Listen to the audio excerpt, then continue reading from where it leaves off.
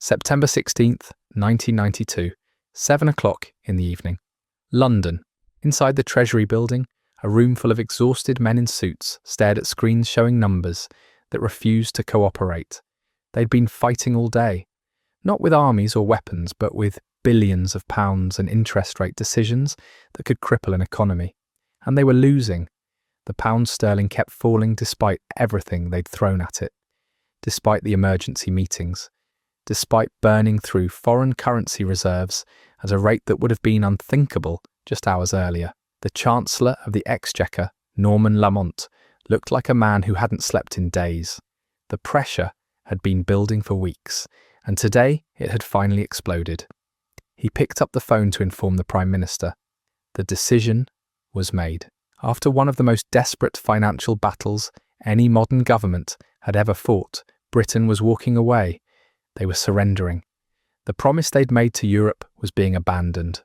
And somewhere across the Atlantic, in a New York office, a Hungarian-born billionaire named George Soros was watching the news wires light up with confirmation. He'd bet billions against the British government, and he'd won.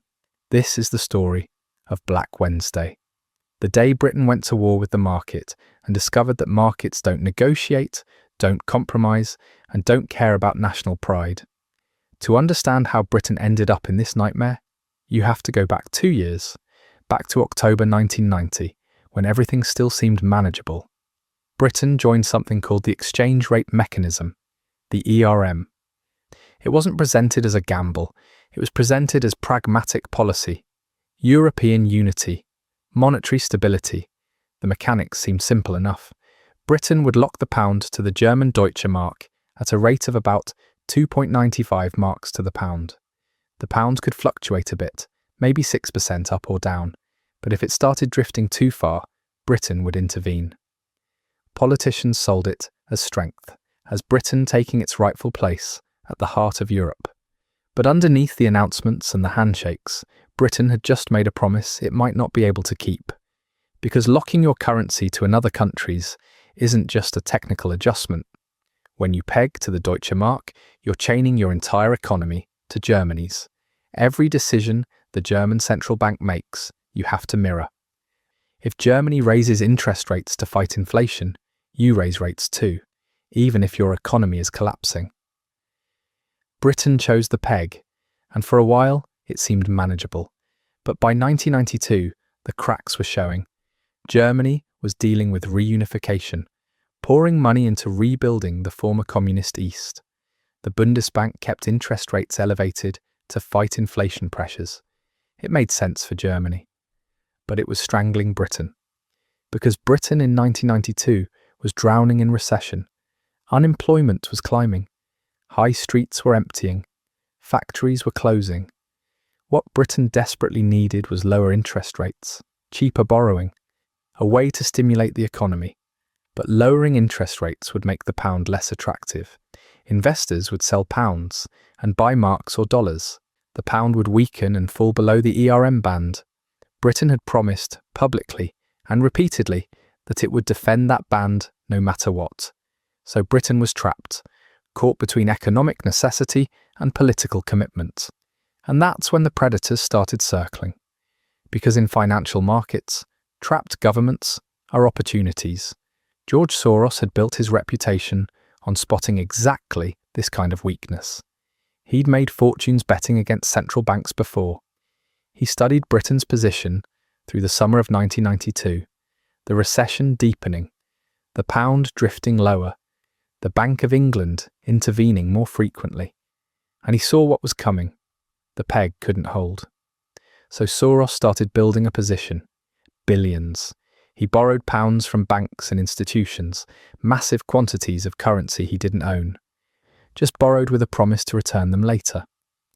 Then he sold those borrowed pounds immediately, converting them into Deutsche Marks and dollars. The trade was simple. Borrow pounds at today's price, sell them. Wait for Britain to break the peg. When the pound crashes, buy it back at the new, lower price. Return the borrowed currency. Keep the difference. And Soros wasn't alone. Across trading floors in London, New York, Tokyo, Frankfurt, the same trade was spreading. Other hedge funds picked up the scent. Investment banks started positioning. Not out of malice, just because the math was obvious. Britain's position was unsustainable. By early September 1992, the pressure was unmistakable. The pound was drifting lower every single day, trading at the bottom edge of the ERM band.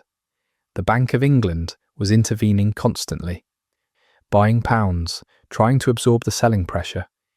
But it was like trying to hold back the tide. Every time they stepped in, more sellers appeared.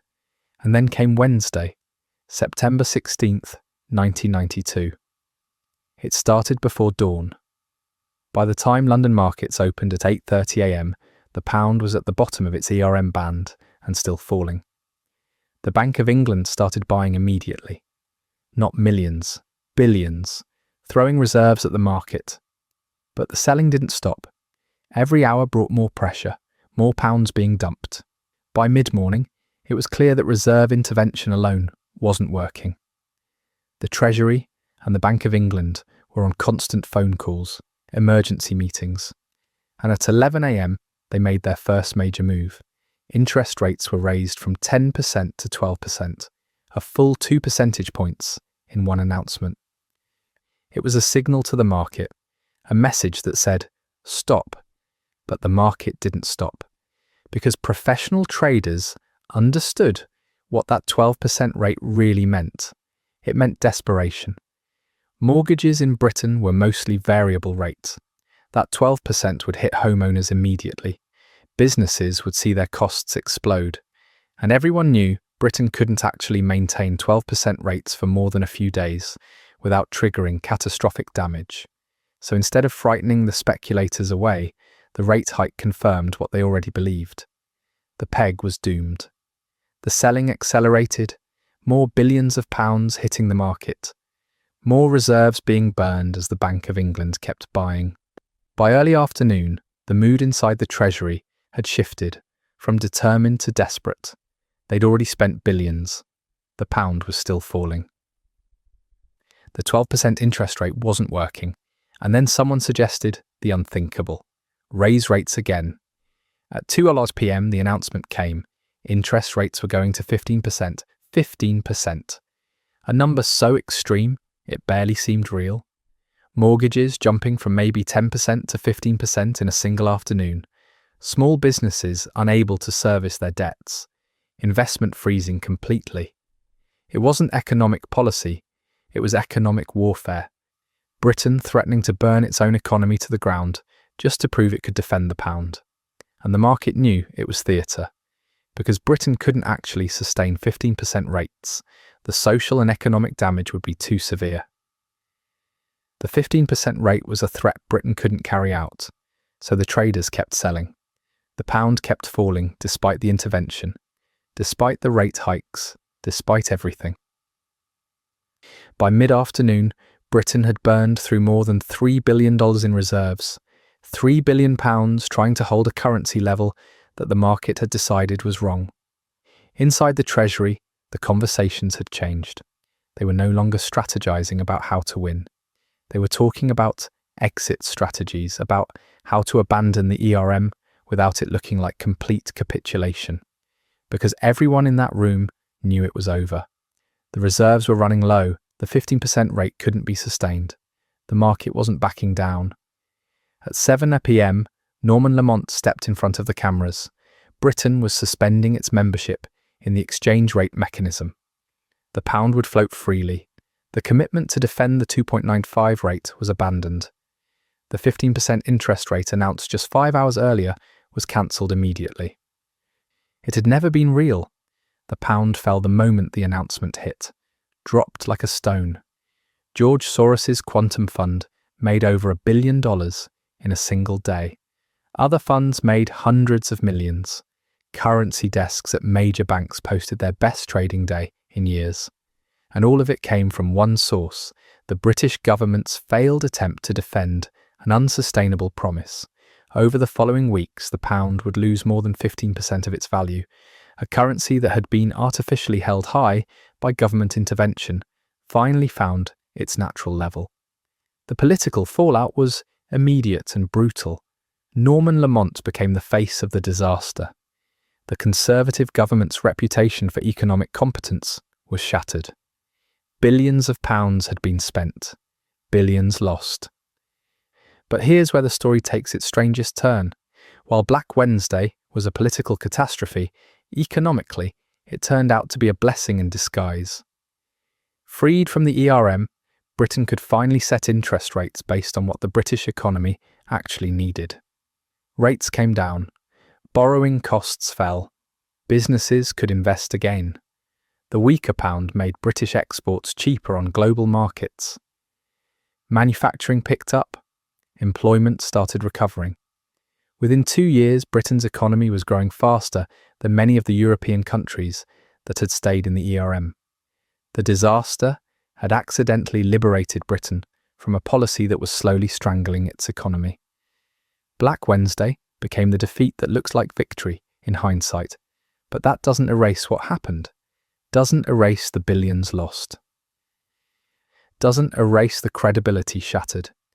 Because Black Wednesday wasn't unique, it was a template, a pattern that would repeat in Thailand in 1997, in Argentina in 2001, in countless smaller crises.